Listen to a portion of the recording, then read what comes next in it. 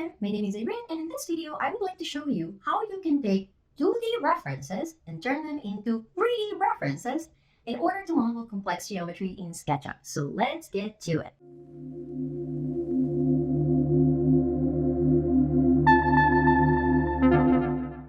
Alright, so the intro of this video may have been a little bit confusing.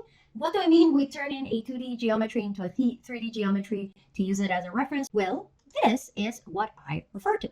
So this is something that is going to happen sometimes, especially when you are, let's say, building 3D models for somebody else. Somebody else may have already figured out the design in something like AutoCAD, so they may already have all of the views of that geometry. So for example, this is a custom built fireplace with like storage and some open shelving and whatnot. And the idea here is that somebody gave this to me, pretend, and they gave me already all the views because they already figured out the design, right? So we have the front view, we have the top view, and we have two side views, one for the shelving side and one for the tall cabinet side. So basically, I already have all of the dimensions. It's just that they are in a CAD drawing. So let's see what we can do with this kind of information. So first thing first, obviously, we're going to bring it into SketchUp. So I'm going to go to my SketchUp file, I'm going to go import, and then I am going to choose my fireplace wall, and I'm going to bring it in.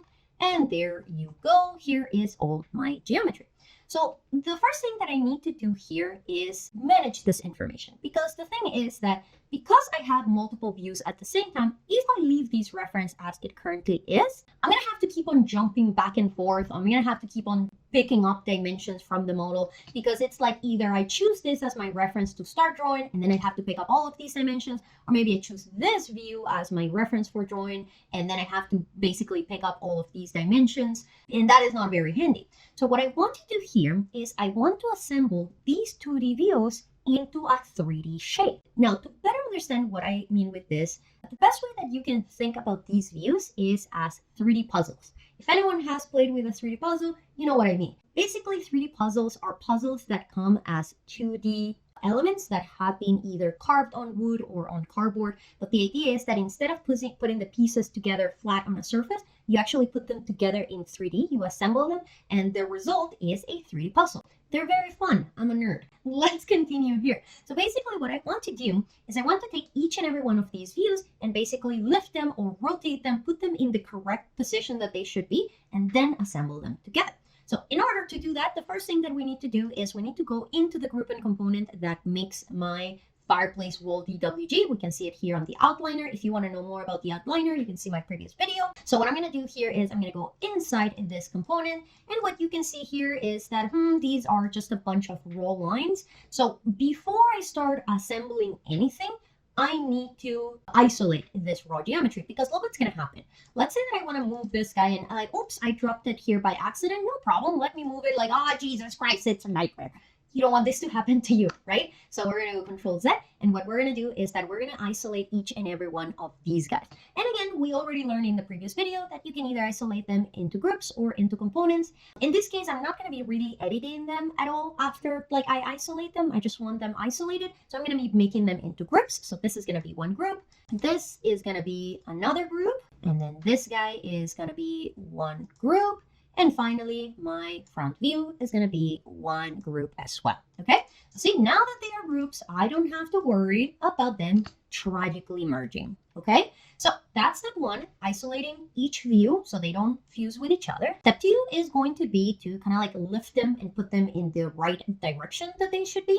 So my top view, which is this guy here, it's fine. It's on the floor. That's where it should be. Like maybe I can put it either at the bottom or at the top of the reference based on my preference. But these guys definitely all need to be standing. So I'm going to select these three views. I'm going to go Q for rotate, and I'm going to go right for red, and I'm going to lift it 90 degrees. Beautiful. Now this guy's standing. Now, next I need to rotate these two guys because they are like this and I need them like this. So I'm going to select this guy here, Q, blue is fine, and there, beautiful. Same thing here, Q, and rotate it there. Nice. This is starting to take shape. And now I can do my assembly. So in order to assemble my geometry, I'm actually going to move this guy back here just so I can see a little bit better. What I'm going to do is I always like to start with my top view. It just makes it easier. I'm going to put it here on the corner just so it's a little bit cleaner. And now what I'm going to do is I'm going to start putting the other pieces. Now again, I talked about this with the previous video where I built like the custom vanity. But basically you can put these guys at the front or the back, at the top or the bottom, depending on what is more comfortable for you. For me, it's more comfortable to put them at the front. So I'm going to pick this guy and I'm going to put it there at the front. And in fact, I'm going to pick this guy and I'm going to put it at the top. And again, I like to do that because then they always remain visible even as I start adding more detail to my geometry. I'm going to select this guy and I'm going to put it here. And I'm going to select this guy and I'm going to put it there. And what you can see here is that you almost get the illusion that this thing is already real and it's already 3D. This is why I call it a 3D reference, because yes, it is still 2D views, but you're putting them in such a way that you get the input information of this geometry in all directions. You're getting it in red, green, and blue. And this is going to make it much, much easier to model complex geometry because you're going to have so many more reference points to work with. So once my reference has been assembled, I can start modeling my geometry. So same as with my previous video, first thing that I'm going to do is decide how many parts I'm going to break this guy. So again, let's see. So we have definitely my shelves are going to be a component because it's basically the same shelf 6 times. So I only need to make one as a component. Let's say that my fireplace is going to be another part. We have here a tall cabinet with 2 doors. And what we can do is we can make one part that is the cabinet itself and then one door, which is going to be a component that then gets copied and flipped. And then that whole thing can be another part. We seem to have kind of like a top surface that is doing like an L-shaped detail sort of thingy. So that's going to be its own part. And then finally, we have a base that seems to be these drawer elements with these kind of like hidden pull hinge. Okay. And I don't think I necessarily need a base for this guy because it's not so much a traditional kick plate as it is more a reveal. So I might be able to get away with just like making that part of the whole geometry. Okay, so it seems like we have a plan. Let's get started with modeling this thing.